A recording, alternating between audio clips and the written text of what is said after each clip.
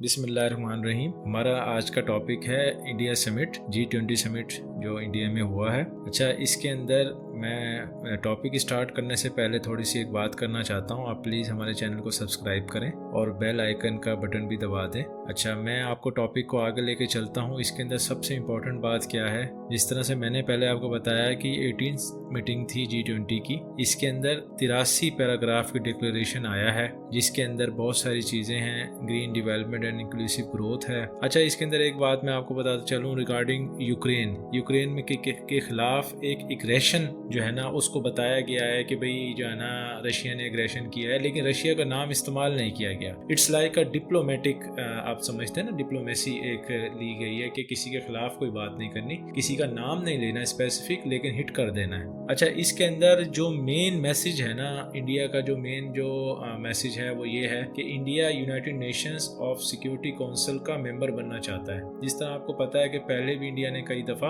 अपनी ख्वाहिश जाहिर की, लेकिन जो है ना इस बार बाकायदा तौर पे इंडिया ने एक फोरम को यूज़ किया इस काम के लिए। अच्छा, और दूसरी बात यह है कि इसके अंदर बहुत सारे लोगों ने, बहुत सारे नेबर्स ने पार्टिसिपेट नहीं किया, क्योंकि इसने क्या किया है, बेसिकली जो हमारा कश्मीर जो डिस्प्यूटेड टेरिटरी है, इंडिया ने उसको अपना पार्ट मतलब शो किया है, रिप्रेजेंट किया है। जो सबसे इम्पोर्टेंट बात है वो इंडिया और चाइना की राइवलरी है। असल में चाइना ने इस मीटिंग को अटेंड नहीं किया। आपको पता है कि चाइना और इंडिया की बहुत अरसे से टसल चल रही है विद रिस्पेक्ट टू पर्सपेक्टिव के यूएस जो है इस रीजन में चाइना को काउंटर करने के लिए इंडिया की सरपरस्ती कर रहा है। तो इसको मैं आगे भी मज़ीद बताऊंगा कि जो है ना एक और इसका पर्सपेक्टिव ये भी है कि इंडिया ने ना इस समिट के अंदर एक जो चीज़ मुतारिफ़ करवाई है, एक प्लान मुतारिफ़ किया है बेसिकली, जिसे कहते हैं India middle east Europe economic corridor, IMF के नाम से। ये बेसिकली इंडिया ने मुतारफ़ करवाया है। करना क्या चाह रहा है इंडिया, ये करना चाह रहा है कि वो मिडल ईस्ट के थ्रू यूरोप को एक्सेस करना चाह रहा है, एंड देन इसराइल के थ्रू यूरोप में। अच्छा, इसको मैं आपको बताता चलूँ कि पहले इंडिया ने बम्बई से जबल अली तक विया सी रूट जो है ना इसे कनेक्ट करना है, फिर उसके बाद सऊदीया से करना है विया रोड, और उसके बाद इसराइल से भी विया रोड करना है। Then from Israel to Piraeus Greece, इसने बाय एयर जो है ना, बाय सी रूट सॉरी, इसको जो है ना उन्होंने जो उसने कनेक्ट करना है।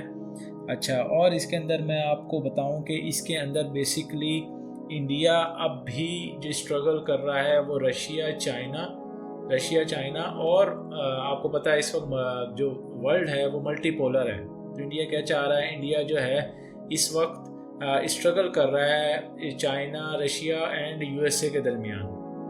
आपको पता होगा पहले भी इंडिया जो है एक डील करना चाह रहा था रशिया से, और उसमें वो बेसिकली डॉलर से हट के जिसे कहते हैं डी डॉलराइजेशन की एक पॉलिसी थी कि भाई इंडिया चाह रहा था कि हमारे रुपये में हो जाए, और जो है रशिया चाह रहा था कि हमारे करेंसी के अंदर जो है ना ट्रेड हो जाए, लेकिन वो नहीं हो सकी। उसकी कुछ वजूहत थी, वो मैं आपको नेक्स्ट वीडियो में बताऊंगा। फॉर द टाइम बीइंग मैं आपको ये बताता चलूँ कि इंडिया अभी असल में स्ट्रगल कर रहा है इन 3 कंट्रीज़ के दरमियान में ना।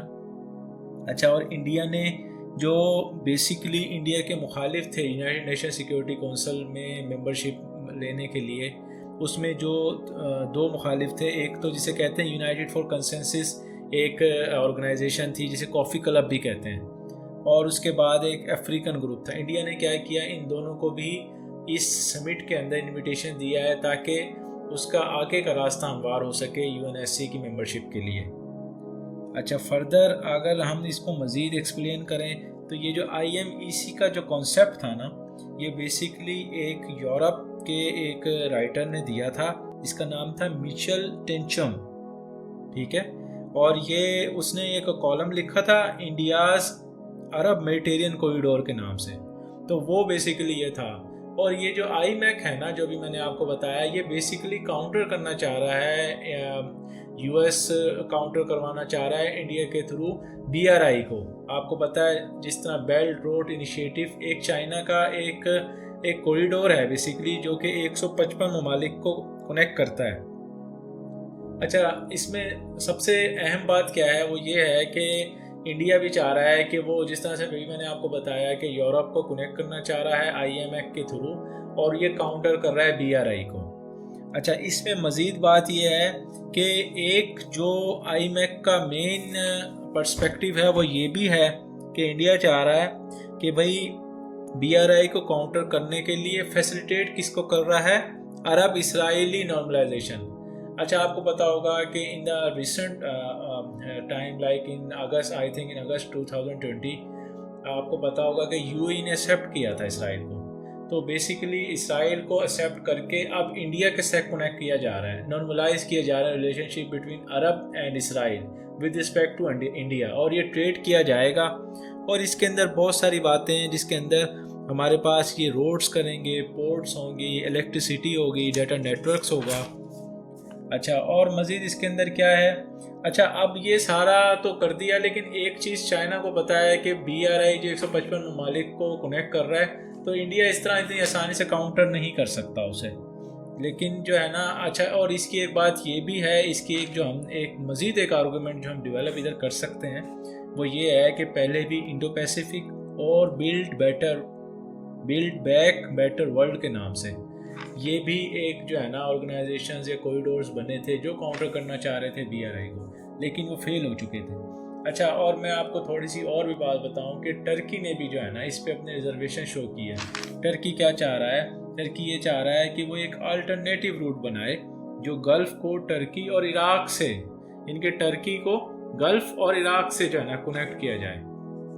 अच्छा, फर्दर लास्ट में मैं आपसे एक बात करना चाहूँगा कि कनाडा एक, आपको पता है, एक मेन पार्ट है G20 का, उसने इस समिट को अटेंड नहीं किया। उसकी एक वजह ये थी कि कनाडा के अंदर एक सिख का मर्डर हुआ था, जिसको पहले भी एक जो है ना एक इशू हुआ था कि इंडिया ने जो है कि चाइना और इंडिया की कनाडा और इंडिया की थोड़ी बहुत टसल चल रही थी इस इशू को लेके।